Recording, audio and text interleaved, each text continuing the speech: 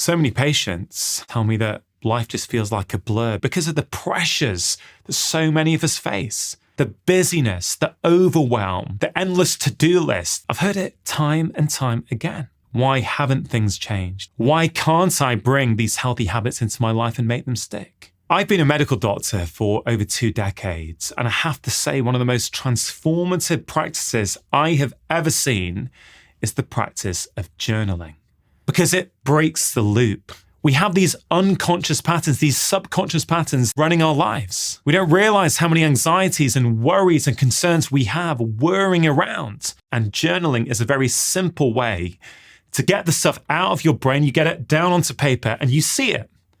And that does something really, really powerful.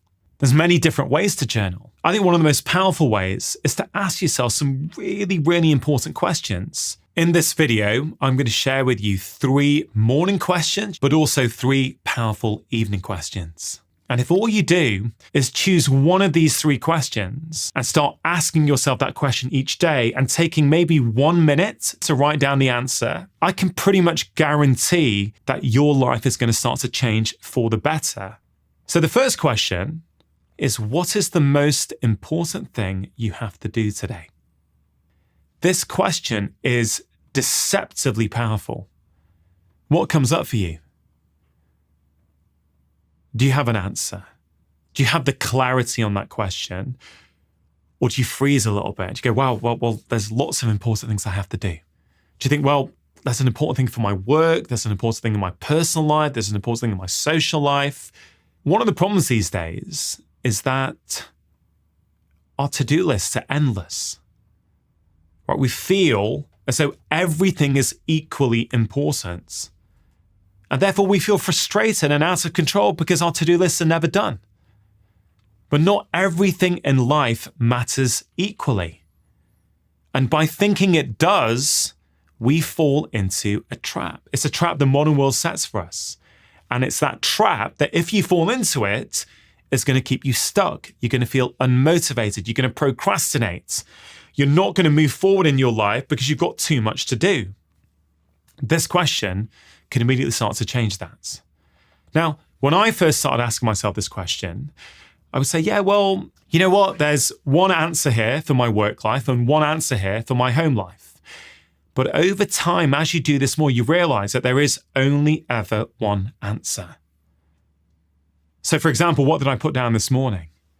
Well, when I asked myself this question today, I wrote down, when my children come home from school, I'm going to put my laptop down, pay attention, and listen carefully to what they have to tell me.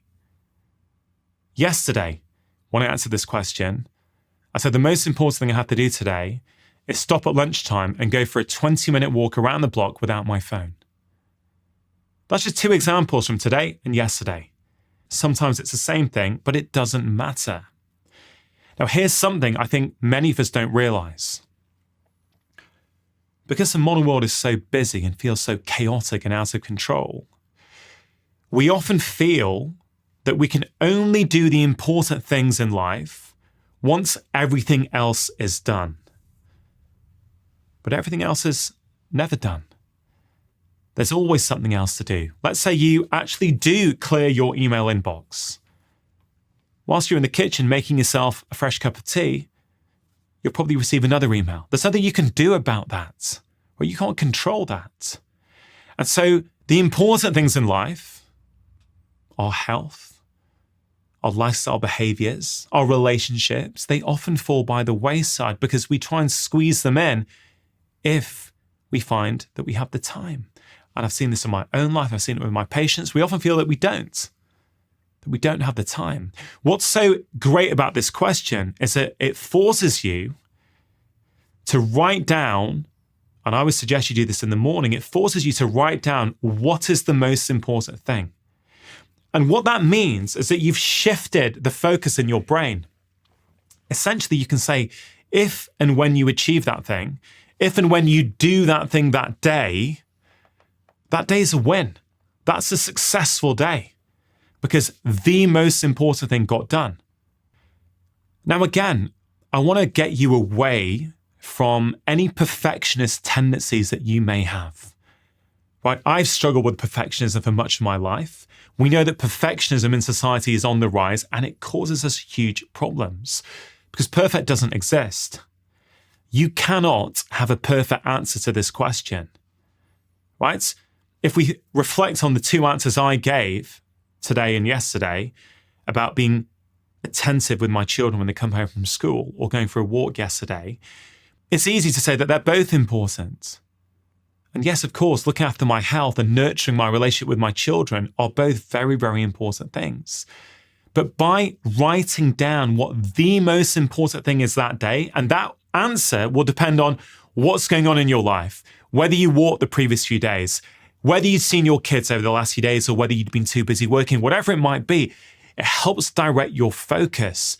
It doesn't mean the other things aren't important, but what you'll find is when you ask yourself this question regularly, hopefully every day, you will start to put more intention and focus on what truly is important.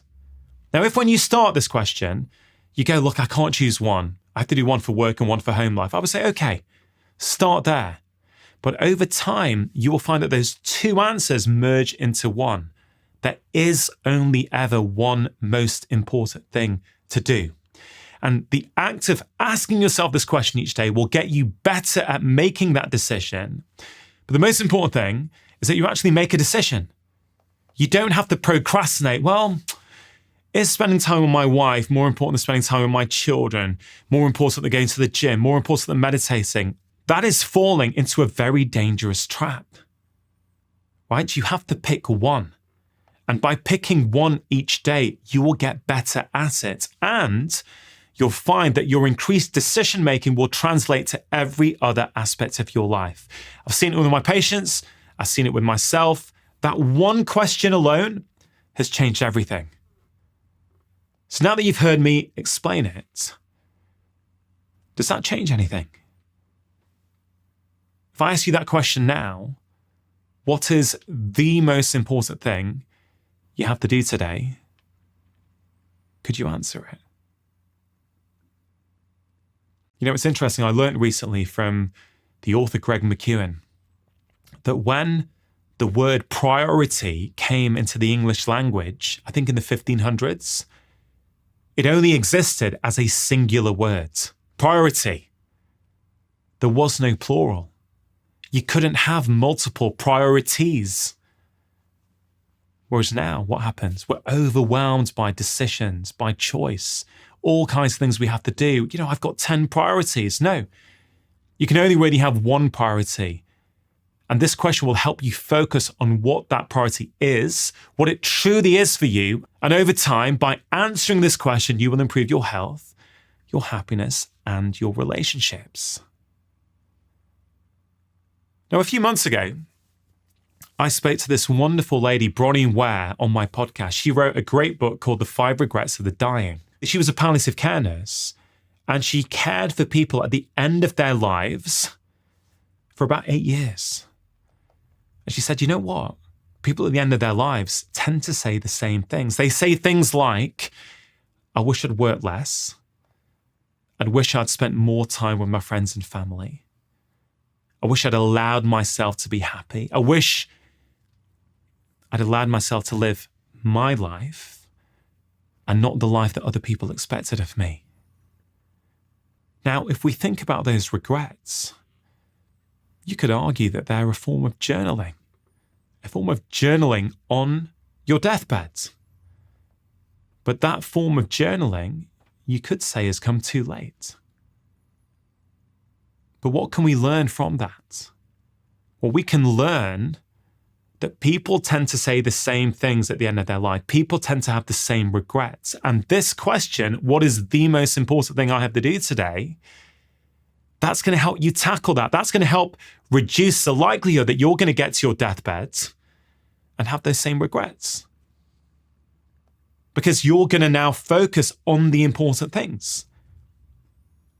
Your relationships, living your life. It could be that you've got a busy job and you've got a million things to do at work, right? But it may be that you love playing your guitar and you're going to put down in the morning that the most important thing I have to do today It's playing my guitar for 10 minutes in the evening. I promise you that will start to transform things, because it means no matter what's going on, and many of us face these busy, chaotic lives, you're going to focus on what is truly important. That's why I love this question. And that's why I'd recommend you consider asking yourself that question every single day. Before I get to the second question, I just want to say a couple of things about stress. So stress is thought to be responsible for up to 90% of what a doctor like me might see on any given day in practice. Anxiety, depression, type 2 diabetes, even obesity, sleep problems, gut problems, low libido, all these things are strongly associated with too much stress. And many of us are feeling that stress overload these days. Journaling can be a very powerful way of helping you reduce stress and reduce things like anxiety. One of the most common forms of stress that I see these days is related to what people do as soon as they wake up. What do you do when you wake up? What's the first thing you do? Do you pick up your phone? Do you look at social media? Do you look at the news? Hey, it's okay. Arguably, most people these days do. But let's just think about why that could be contributing to your stress levels and potentially your mental well-being. A lot of how you feel, a lot of your thoughts, a lot of your emotions are downstream of the content you consume. It's a really, really important point to understand. If the first thing you do each morning is, let's say, watch the news, which, if we're completely honest, is usually full of negativity. Or let's even say social media. If your social media feed is full of negativity, what impact do you think that's going to have on your mood, on your thoughts, and your actions? You're basically starting the day with a big dose of negativity, and that then influences how you're going to be for the rest of the day. It influences the way you feel. It may influence the way you interact with your partner, with your children, with your work colleagues. It may impact how likely it is for you to go for that walk, go for that workout, to do that meditation. Because you've got to understand that your brain is wired for negativity. Humans have this negativity bias. That negativity bias is what has kept you alive for so many years. Right? For most of our days on this planet, humans needed to be fine-tuned to the negative. You had to know whether that noise that you heard was just a rustling of leaves in the bush or a predator about to attack. Right? If you got it wrong, if you thought it was a predator but it was actually the winds, okay, no problem. But if you got it the other way, well, that could be the end. Right? So you're primed for the negative. In fact, psychologists find that humans take in 9 bits of negative information for every positive bit. So you are basically hardwired and programmed for that negativity. And that's why this second question revolves around gratitude. What is one thing you deeply appreciate about your life? So when you go on the news or on social media first thing in the morning, if it's full of negativity, you're basically reinforcing that pattern. And I would argue for most of us, we don't want to reinforce that pattern. That pattern is there anyway. We want to do what we can to focus on the positives. We're going to feel better. If you have positivity going into your brain first thing in the morning, all your thoughts, your mood, your actions, your emotions are going to be downstream from that boost of positivity. And that's why I'm such a big fan of a practice of gratitude. Gratitude, intentionally looking for the things in your life that you already have, rather than focusing on what you lack. It's one of the most powerful things you can do. It is the antidote to that negativity bias. And the more you practice it, the better you get. If you've never practiced gratitude before, you may think, yeah, well, what do I have to be grateful for in my life? You know, my life's tough. I've got too much to do. I've got too much pressure, too many commitments. Well, most of us, no matter how tough our life is, most of us, if we really think about it, do have some positives. It might be that you have a capable body that's able to look after you. You can afford shoes to wear on your feet when you go out for a walk, whatever it might be. Most of us have got something positive we can focus on. And if you find it hard initially, that's okay. The more you practice it, the better you get. Right? You start to see things in your life that you can be grateful for. So the second question I ask myself each day is, what is one thing you deeply appreciate about your life? So when you hear the word gratitude, what do you think? I mean, the truth is, many religious practices over the years have got gratitude inbuilt within them. All the major religions in the world do. But there's actually a lot of hard science behind gratitude as well. There was a study led by Chad Burton in America, which basically asked people to write about a positive experience for 20 minutes on 3 consecutive days. When they were tested 3 months later, they were found to have enhanced moods, less illness, and made fewer visits to their doctor. This was a full quarter of a year after their 3 days of journaling, which I think is absolutely remarkable.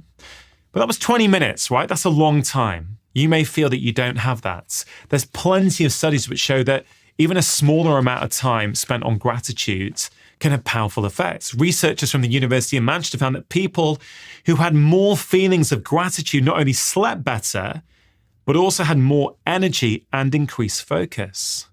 Gratitude has also been shown to lower anxiety, reduce symptoms of depression, improve our self-esteem, improve our relationships, and improve the way we feel about ourselves. And look, what's there not to like about gratitude? It's free. You don't have to buy anything. You don't have to go anywhere. It just takes a few seconds. So if I was to ask you now, what is one thing you deeply appreciate about your life? Could you answer it? Now, if you're struggling, let's start off with really simple things, okay? You can be grateful that you can afford food. You can be grateful that you have the technology that allows you to watch a YouTube video. You're grateful for the fact that the sun is shining and you're able to feel those warm sun rays on your face. Right, you can start there. You could focus on things that you're proud of. You know, I'm proud that I managed to get this job and that I managed to keep it even though it's been hard. You could also write about things that are giving you pleasure. Right, I met a friend today. My colleague made me a cup of tea at work. Whatever it might be, the more you start to look for it, the more you're going to see. So don't worry too much. You don't have to write a long essay. It could just be a few words or just one sentence. What is one thing you deeply appreciate about your life? The power comes from asking yourself the same question regularly. Right? You ask yourself that every day and you get better. You go deeper. You get to understand yourself better. You start to see things that previously you were blind to. And there's 3 things that I would recommend you think about doing to enhance your gratitude practice. Number 1, try to be specific. So let's say, for example, you were grateful for the fact that you have a nice cafe in your village and you can afford to buy a nice Americano every single morning. Okay, great. That's a great answer. But how do you make that more specific? Well, what was it about the coffee? What was it about the flavor? Was it the atmosphere? Was it the fact that the barista smiled at you and said something nice to you as they served you that coffee? What was it? If you can get a little bit more specific, you start to train that appreciation muscle, that gratitude muscle even more. The second tip would be to focus on people rather than things. Okay, so you could be grateful for things that you have, the shoes that you have that keep you warm on a cold winter's day. But I would say you enhance your practice when you start to focus more on people. For example, I'm grateful for my friend Fiona, who's really supportive and is always there for me when I need her. I'm grateful for my boss because when my kids aren't well, he or she is totally happy for me to stay at home and work from home. I'm delighted to announce that AG1, the daily health drink that has been in my own life for over 6 years now, have updated and improved their formulation based upon the latest science, and to celebrate by giving my audience a very special summer offer. Some of the upgrades include more magnesium, which supports muscle function and improves the ability of your nervous system to relax, and also 5 strains of bacteria instead of just 2 to reflect the latest advances in microbiome science. It also contains key nutrients like vitamin C, biotin, niacin, vitamin B6, riboflavin, thiamine, zinc, and folate in bioavailable forms the body can easily and readily utilize, maximizing their potential benefits. Nutrition can often seem really complicated. What diet should we be following? What supplements should we be taking? And I think that's one of the main reasons I really like AG1. They make it really simple for you to be the best version of you. Over 70 ingredients, 1 scoop, once a day for less than a cup of coffee. So if you want to support your health 7 mornings a week, get started with AG1, and right now we have a very special limited time summer offer worth £58, which is around $80. To get 10 free travel packs instead of the usual 5, and an awesome welcome kit containing your shaker, scoop, and canister with your first subscription, go to drinkag1.com/live more. Right, whatever it is, when you start to focus on people over things, you will start to enhance your practice. And the final tip would be to try to really connect with your emotions. So let's go back to that question. What is one thing you deeply appreciate about your life? Right? So as you're writing it down, really try and connect. If it was that coffee that the barista made for you, just think about how you felt in that moment, how pleased you felt, how cared for you were, how lucky you felt, whatever it might be. As you're writing it, connect with that emotion. And once you start introducing all of these concepts into your answer, you start to enhance it, you get more of the benefits. But again, I want to emphasize, don't worry about enhancing it. Get the practice built into your life first. Your brain is wired to focus on the negative. Don't reinforce that. Start each morning by focusing on the positive and watch how things start to change. I promise you, if there's only one thing you take away from this video, it's to do this. Start each morning by focusing on what you have in life rather than what you lack, and I promise your life will start to change. So why do I ask the question, what is one thing you deeply appreciate about your life? Why couldn't I say 3 things or 5 things? Well, of course I could have. And of course, there are benefits to writing 3 things or 5 things down. And many people actually have a journaling practice, which is writing down 3 things that they're grateful for each day, or 5 things, or 10 things, whatever it might be. And that's completely fine. You have to do what works for you. The reason I say 1 thing is because I want to keep it simple. I want you to watch this video and then take action. I don't want you just to hear it and then go, that was great, and then get on with your life. I want you to go, actually, you know what? Even though I said I don't have time, I actually really do. That won't take me long. So although the question is what is 1 thing, if you want to write more than 1 thing, that's fine. But I have found over 2 decades of seeing patients that when you start small, it's much more effective. And if we look at the science of behavior change, right, we know that there are some key rules to follow. Number 1, you want to make something easy. Sure, you can write 5 things down, 10 things that you deeply appreciate about your life. But when your motivation drops, as it always does for everyone, you're much less likely to do it if you have to write a list of 5 or 10, because motivation never lasts.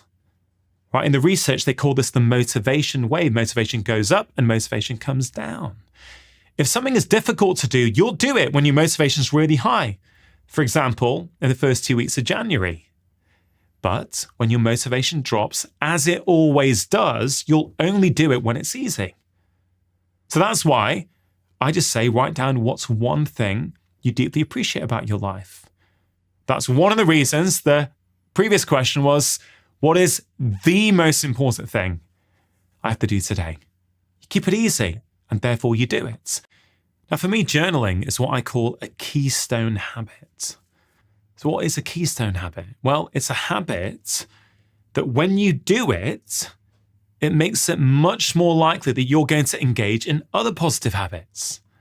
Right? We all have keystone habits, whether we're thinking about them or not.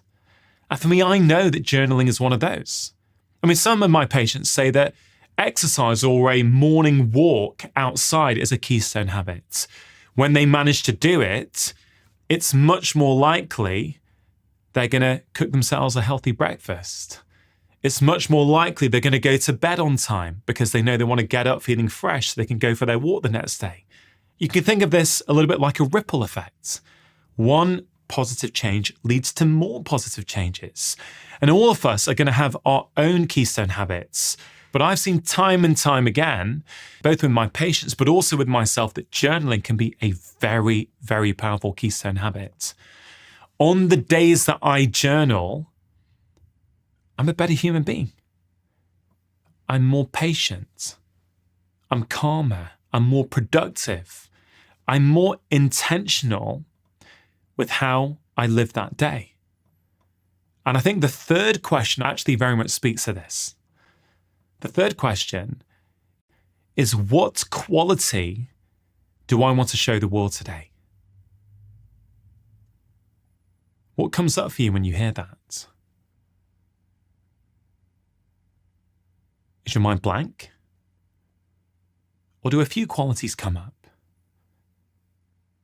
Whatever comes up for you, that's completely okay, even if you don't know what you would answer. The point is, by regularly asking yourself this question, like all the questions, you'll get better at answering them.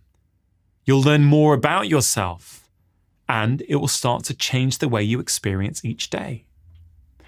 For me, this is a very powerful way of intentionally deciding how you want to be in the world. So many of us never really think about how we want to show up that day, how we want to be in the world that day. So we end up repeating past behaviors. We're often reactive. We're often in a rush. And we think that's who we are. But it's not who we are. It's who we might have become over a period of time. And that's okay. But this question is really, really powerful. Like this morning, what did I put down in my journal? Because I do these questions every day. I said, what quality do I want to show the world today? I want to show the world the quality of patience. Now, what's really powerful about that is by taking a moment to think about it and write it down, it means I've brought that into my current awareness. It means that if there's a situation in life where I may have been tempted to react, I'm going to catch myself because I've almost imprinted it into my mind that morning. It's a form of visualization. Let's just think about that for a minute. Think about top athletes. So many of them practice visualization. We've seen from the science there are all kinds of benefits. You'll see top golfers tell you that the night before they play a round in, let's say, a major tournament, they are visualizing every single hole. They're imagining what position they're going to get into. They're imagining where the ball's going to go, where it's going to land, how it's going to roll up to the hole. Tiger Woods used to talk about this. And so the golfers would say, when we're actually on the course, we've already played it. It feels familiar. We've already programmed into our mind what we want to happen. And there's really good evidence on this that actually visualization really, really works. Some scientists will say that there really isn't that much difference between actually doing it and imagining it. Right, so this is why this question is so powerful. If I say, today, I want to show the world the quality of patience, it's much more likely it's going to happen. If someone sends me an email that I may have previously interpreted as a bit cold or confronting, I'm going to take a beat, take a pause, and be patient. And the real power is not by asking yourself this question once. It's by asking it to yourself every day. You start to reinforce the qualities that you want. And what are those qualities that you want? What is it in your life currently that you think, you know what, I don't want to repeat that behavior anymore. That's not who I want to be. It could be compassion. It could be kindness. Whatever you want. It could be integrity. It could be curiosity. It could be, today I'm going to be curious. When someone has a different opinion to me, when someone says something I don't agree with, I'm not going to get annoyed. I'm going to try not to feel emotionally triggered. I'm going to lead with curiosity. I'm going to ask myself, I wonder why that person has a completely different opinion to me. In many ways, this question is about choosing who you want to be. You don't have to just wake up and behave the way in which you've always behaved. I think that that's down to chance. That's just who you are. It may not be who you are. It may be who you became. And you can change that. And this question has changed the way I interact with my loved ones. And I've seen it change the way my patients interact. I can literally remember times over the past few weeks, past few months, where I have answered compassion for that question. I want to show the quality of compassion. And if in the day I've ever been tempted to not act with compassion, that question, answering that question that morning, allows me just to pause and go, no, that's not who you want to be. You want to be someone who acts with compassion. And if you do this day in, day out, you will start to see your life start to change. Now, as a doctor, I'm interested in people making better choices with their lifestyle. And a lot of the time we don't realize why we're making poor choices. Let's say we're trying to eat well, and with our rational mind, we think we're going to change things. Well, what often happens is, let's say with our relationships, let's say we've been a bit reactive. We've had a bad day at work. We've had too much to do. We've got home a bit stressed. And then we've been a bit short with our partner or our children. It's a pretty common scenario. I've seen it with so many patients. What a lot of us don't realize is that generates emotional stress in our bodies. And that emotional stress needs to be neutralized. And how do we neutralize emotional stress in our bodies? We generally go towards behaviors that are not that helpful. Sugar, alcohol, doom scrolling online, whatever it might be, because you've generated this stress. A lot of the time that stress comes from the way we interact with others. This is a big problem. And bringing it back to that question, that's why this question is so powerful. In fact, these three questions are really, really powerful. They are deceptively simple, but I promise you, if you start asking yourself these questions each morning, these three questions, or even just one question, you will start to get to know yourself better. You will start to feel better. You'll have more energy, more clarity, more focus. Your mental well-being will improve. You're going to make better decisions. You're going to interact in a much better way with the other people in your life. You're going to feel better about yourself. And really, these questions they're about living an intentional life. That's why I love journaling. That's why for me, it's a keystone habit. You start journaling each day, let's say in the morning. I really would recommend you think about these three questions in the morning. I think they're very, very powerful in the morning. If you just spend a few minutes, let's say 5 minutes maximum it takes for these three questions.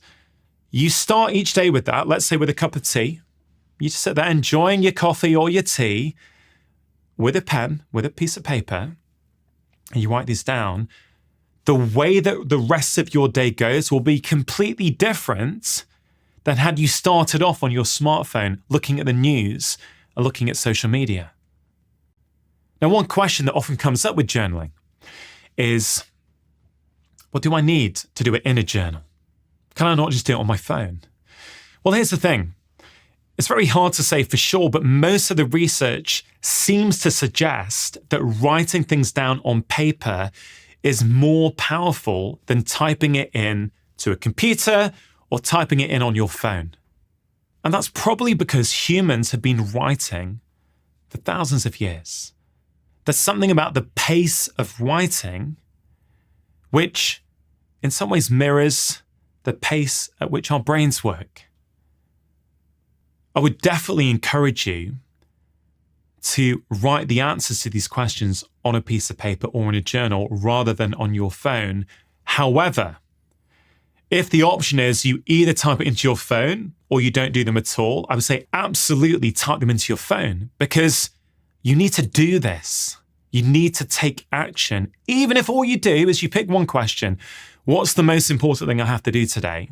And every morning on your phone, you type in that answer. I still do believe you're going to get a lot of benefits. In fact, I can actually remember a 23-year-old patient who was really into his tech, not into writing. I convinced him, because he was struggling with anxiety, he was struggling with procrastination, he'd stay inside a lot. He started answering that question, what's the most important thing I have to do each day? He did it onto his phone and things started to change. You know, he struggled with social isolation. So sometimes he would say, the most important thing I have to do today is go out into town and sit in a coffee shop so there's other people around me.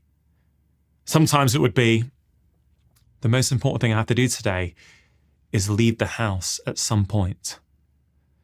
The most important thing I have to do today is not order a takeaway for my meal, but go to the supermarket and come back and cook something fresh. Right? And over time, he started to change. Fresh air, movement, healthy food, all these things came on the back of answering that question. Right? So you can do it on your phone if the only option is not. But if you have the choice, I would say write it down with pen and paper. Now, of course, you don't need to buy a journal. You can just take these questions and write them down on a piece of paper each day or in your diary, whatever it might be. But of course, some of us, we take these things more seriously when we have actually bought a journal that we like. We like the texture, we like the color, something that speaks to us. And when you do that, you start to move these practices away from being routines and they start to become rituals, things that we really look forward to. I look forward to it each morning. I can't wait to sit there with my cup of coffee and my journal. In many ways, it's become one of the most special parts of the day for me because it's a way of having a conversation with myself. That's what journaling is. Now let's think about conversations. Think about the last time that you were with, let's say, your partner or some close friends, and you were able to open up and share what was going on inside. How did you feel afterwards? I think most of the time, we find it really beneficial. We feel hurt. We get to know ourselves through our conversations with other people. Now, that's great if you have access to other people. But not all of us do. And even for those of us who do have close friends, we don't always see them. We can't always get together. So journaling becomes a way of having a conversation with yourself every single day. Now, you don't have to do it every single day. Even once a week or several times a week will help you. But I truly do believe that once you have experienced the benefits of journaling, you will absolutely want to do it every single day, especially because it only takes a few minutes. But my own practice each day, I would say takes me less than 3 minutes to do, but it's really, really powerful. You do these questions for a few days, you'll feel different. You'll start making better choices, but do them for a few weeks, and dare I say a few months. You'll be like a different person. You'll be showing up in the world as someone completely different. You are much more likely to stick to your healthy behaviors. Now, I'm a huge fan of Vivo barefoot shoes. I've been wearing them for about 12 years now. And one of the main reasons I love them is because when I'm wearing Vivos, I feel fully connected to the ground beneath my feet. What do we want? We want feet that move naturally. And because Vivos are wide, thin, and flexible, your foot can move in the way that it's meant to. A lot of modern shoes are stiff, they're narrow. They start to manipulate the way your foot functions. Whereas in Vivos, your feet could do what they're meant to do. And that means they help your feet become stronger. There was this trial that showed within 4 months of wearing Vivos, your feet are around 60% stronger. Your feet are your foundation, and when you've got problems in your feet, it goes all the way up the chain. It can go to your ankle, to your knee, to your hip, to your back, and even to your shoulder and neck. And as a doctor, I have seen back pain, hip pain, and knee pain actually start to get better when people start to wear barefoot shoes. To get 20% off your first order, go to vivobarefoot.com/live more. You're much more likely to have more focus, better decision making, less symptoms of things like anxiety and depression, improved mental well-being. These are the types of things that are waiting for you by the simple practice of answering these questions. There's also 3 questions that are really powerful to ask ourselves each evening. But before I get to them, I want to give you a few tips on how to make this a behavior that very quickly turns into a long-term habit. Because that's what I think you want. You know, we can all do something for a few days or a couple of weeks. But real transformative change only really happens when these things become regular practices. Right, you've got to make something easy if you want it to stick in the long term. That's what all the science, that's what all the behavioral change science shows us. So it's dead easy because it's just 3 questions and they don't take long. Even if you are watching this video right now and think, I'm too busy. He doesn't get how busy my life is. Well, you're right, but I have seen tens of thousands of patients. I have seen tens of thousands of people over my career who are probably just as busy as you. And I have always managed to find ways with them to bring a practice like journaling into their lives. And let me just reiterate, answering those 3 questions in the morning will take you less than 5 minutes. Answering just one of them, let's say your favorite one, will take you less than 1 minute. Do you honestly not have time for that? Number 2, you've got to stick this new behavior onto an existing habit. That is the very best way to ensure that this becomes a long-term part of your life. A habit is something you are already doing without any conscious thought. So a simple one, especially in the morning, is a hot drink. Many of us, myself included, love a hot drink. Tea, coffee, whatever it might be. If that's something you do in the morning, could you stick on that journaling habit there? So for me, it is. With my black coffee in the morning, I'm sitting in my kitchen, in my pajamas, right? And I'm writing in my journal. I answer those 3 questions and it changes the way my day goes. But I've made it easy and I've stuck it onto an existing habit. So what's the existing habit in your morning that you can stick this onto? It could be that you do it before you get out of bed in the morning.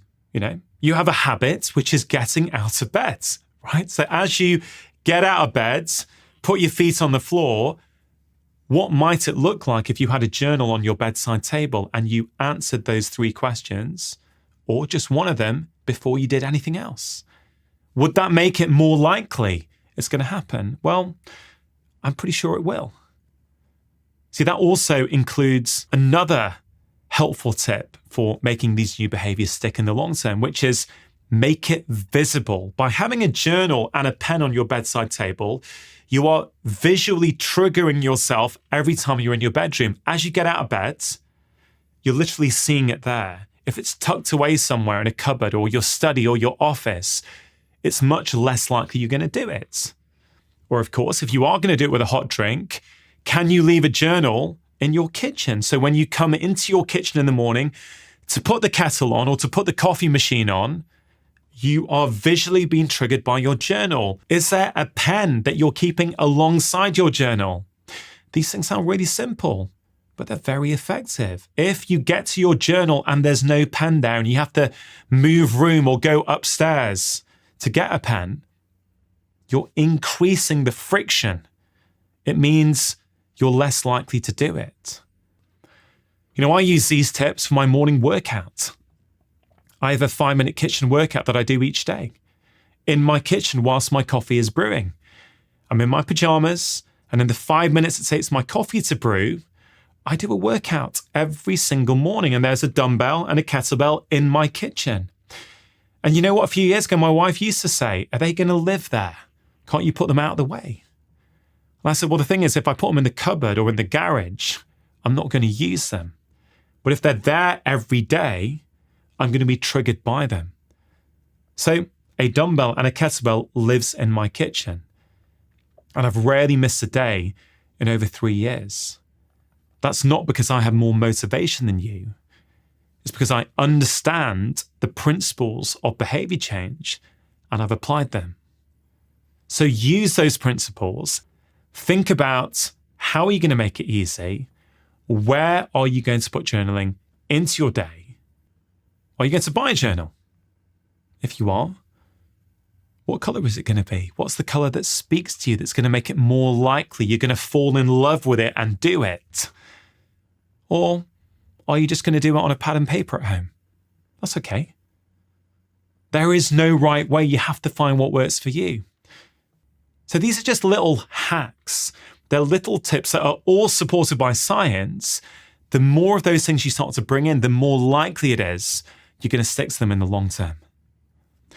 I like to finish each day by asking myself some questions so I can reflect on what's happened. I can learn from what happened in the day.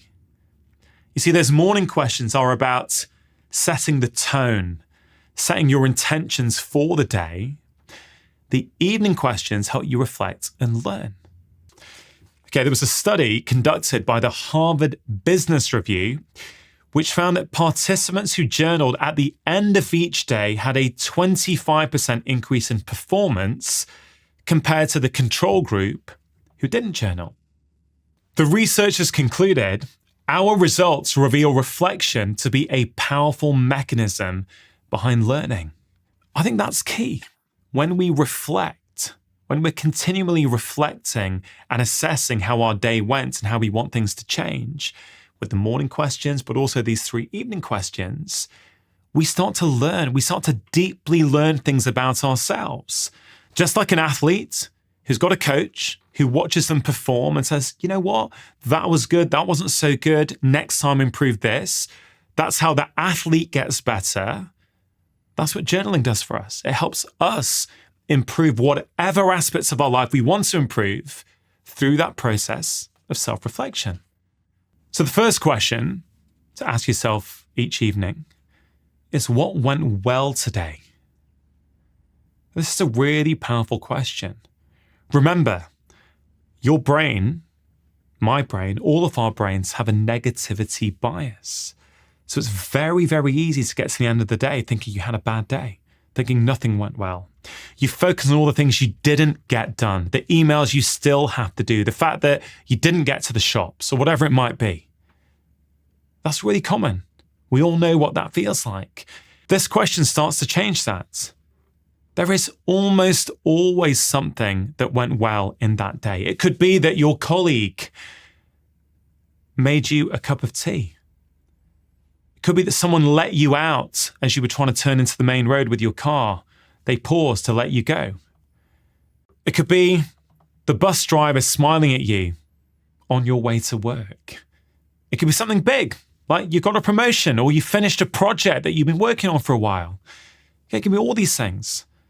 Or it could be something really, really simple, but really significant, like I was really busy today. I was really tired when I got home. But despite that, I took 20 minutes out to cook my family a healthy home-cooked meal?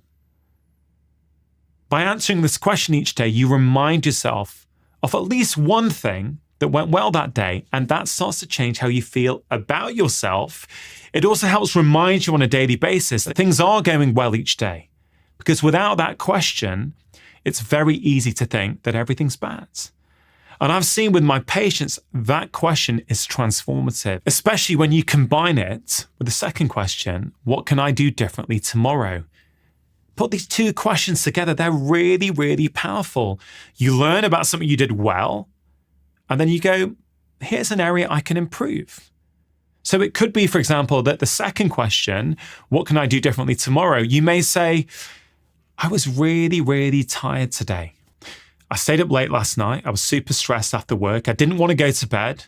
I was up watching my box set really, really late. And so when I woke up this morning, I was exhausted. I couldn't focus. I was a bit reactive with the people around me. I had too much coffee, too much sugar, all because I was sleep deprived last night. Tonight, I'm going to make sure I actually go to bed on time.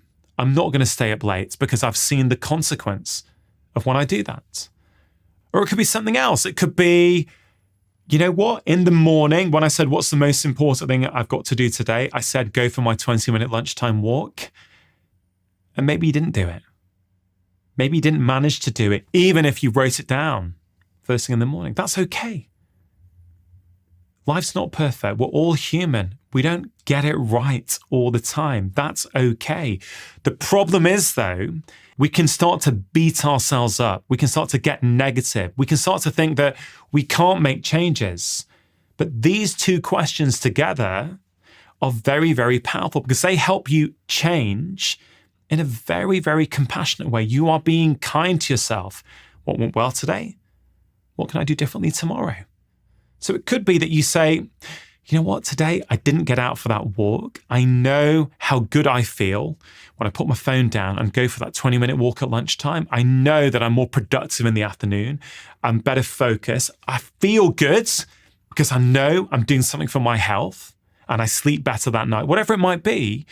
So you put down, tomorrow, I'm going to make sure I go for my lunchtime walk. And actually, I've designed these evening questions to work very, very well alongside those morning questions because each one keeps reinforcing the other one.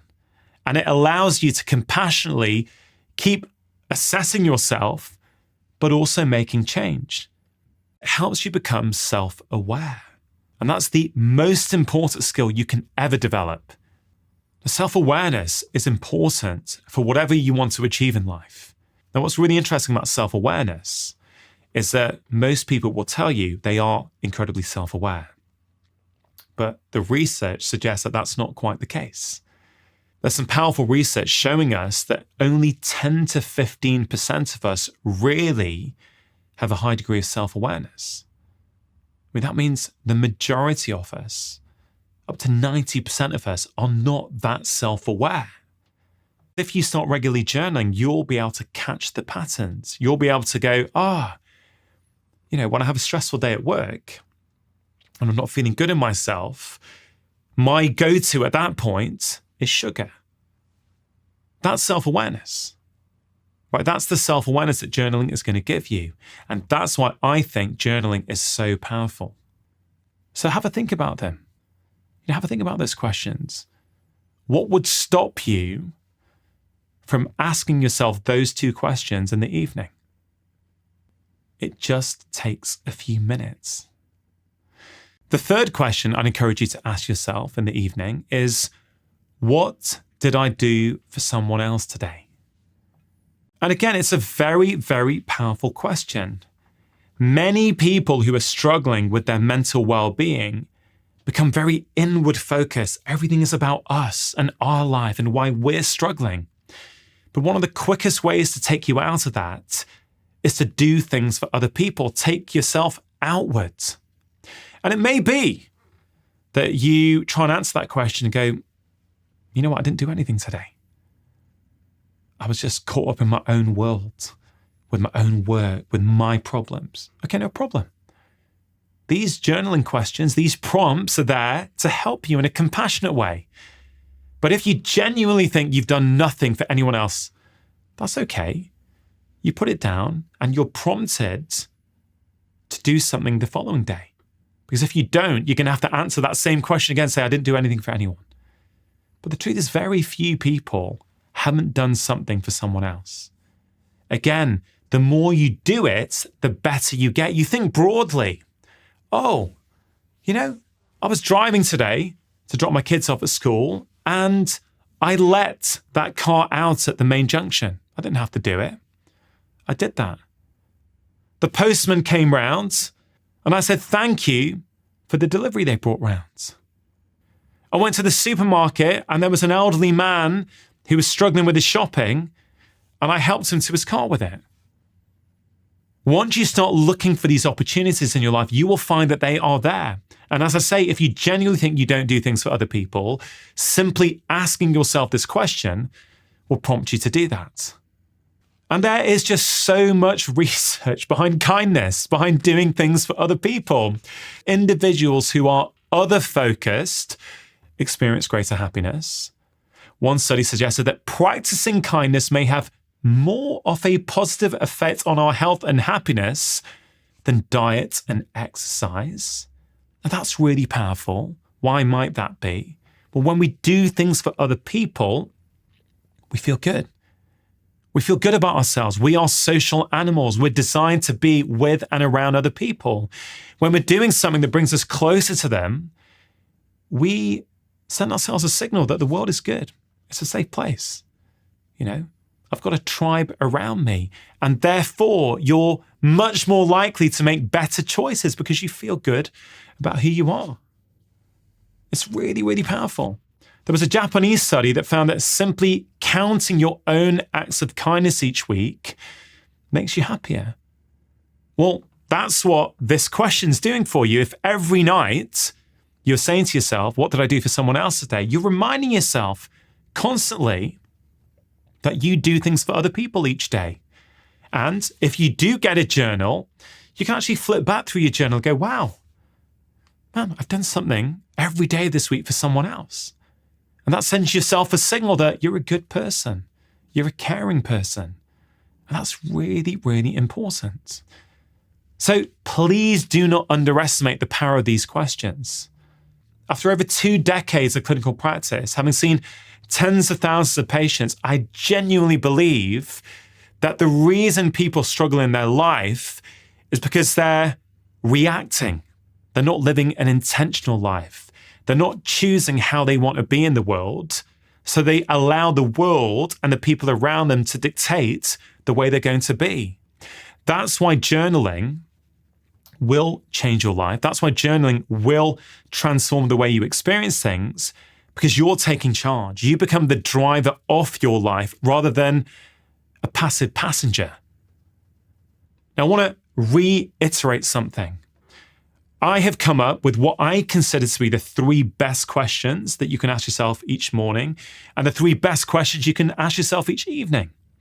And how have I come up with those questions? Yes, I've looked at what the scientific research says, what it supports, but I've also combined that with what I've seen with patients. What are the questions over the years that have really moved the needle, that have actually made a difference? Because science is great, but we have to be able to convert that science into people's busy lives. If we can't, it doesn't really matter what the research says. So these questions have been tried and tested in the lives of thousands of my patients. They've been tried and tested in my life. I know they work, and I know if you give them a shot, they're going to work for you. So how are you going to make these questions a part of your day? How are you going to make them a part of your life? How are you going to make those 3 morning questions a ritual? Right, where does that fit in? Do you want it in your life? Hopefully I've persuaded you, I've convinced you, hopefully I've even inspired you to start each day by asking yourself those 3 questions. Hopefully I've also done the same for the 3 evening questions. So have a think. How are you going to bring journaling into your life? Are you going to buy a journal? What color is it going to be? Are you going to just do it on a pad and paper? Where are you going to put that journal or that pad? Where are you going to visually trigger yourself each day to do it? Is it going to be your bedside table? Is it going to be your living room? Is it going to be in your kitchen? My challenge to you, if you're on the fence, is to pick one question. Go, I'm going to do that. I'm going to do that one question for 7 days. Don't do it for less than 7. Don't assess whether it's working until you get to 7 days. At least give it that time. You could pick, that morning question. What's the most important thing I have to do today? Do that for 7 days. It can literally be done in less than a minute. But let's say it takes you a bit longer, 2 minutes. I pretty much guarantee you're going to feel better about yourself. You're going to feel better about your life at the end of those 7 days. And then once you've experienced the benefits, I think you'll want to continue. Of course, if you don't, I completely understand. But give it a go. Get these questions into your life. Find a way to bring them into a routine. Over time, turn that routine into a ritual. And before you know it, it's going to be something that you actively look forward to.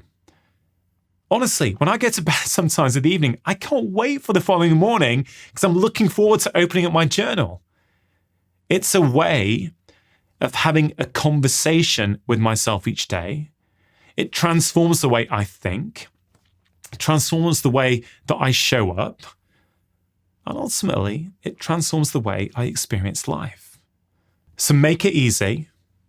Think about where you're going to put it in your day. Start small and watch your life start to change. If you enjoyed that conversation, then I think you are really going to enjoy this one that I picked out especially. The only challenge, I think, with addictions is that if you can't think greater than how you feel, your life will stay the same. Yeah. The solution then is